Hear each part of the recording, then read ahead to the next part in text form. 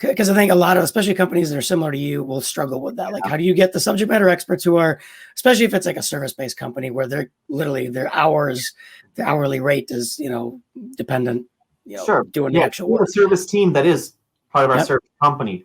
And so it started with tapping the demo people that are part of the sales group that support the sales people, right? Find your demo jockeys because they're used to being in front of a customer and doing a presentation. Start with their recordings, okay?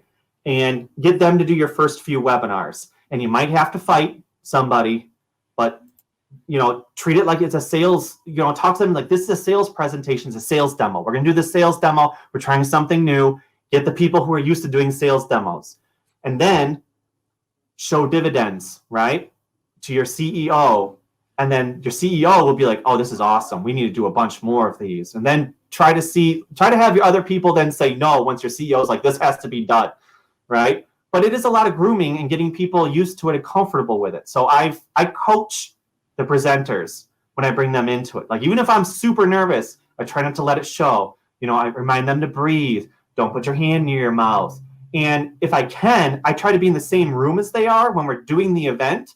So I can sit next to them and almost, I'm not holding their hand, but I'm holding their hand, right? Because it's scary. You got 70 people watching you and what you're doing and listening to what you're doing. It's terrifying for a lot of people, especially technical people. Right. And so you got to make it as easygoing and fun as possible. For the longest time, I was the color commentary because I couldn't get a second person assigned to it, right? We didn't have the people or the man hours. Now I've got 3 people that do every webinar with me because it's gotten so much value now in the company that I have somebody that all they do is the Q&A chat. I got someone doing color commentary and I got someone presenting, and then I just do the intro now, right? And get out of the way. But before I used to do the intro, the color commentary, the Q&A session, the chat Q&A, I did all of that, and have some questions ready, for that first one, poke them a little bit. Be like, oh, hey, you mentioned that. Could you tell us a little bit more about that? Just, grab the person who's most comfortable first and then coach everybody else into it. And pretty soon you'll have a good rotation going. Absolutely. And make it fun.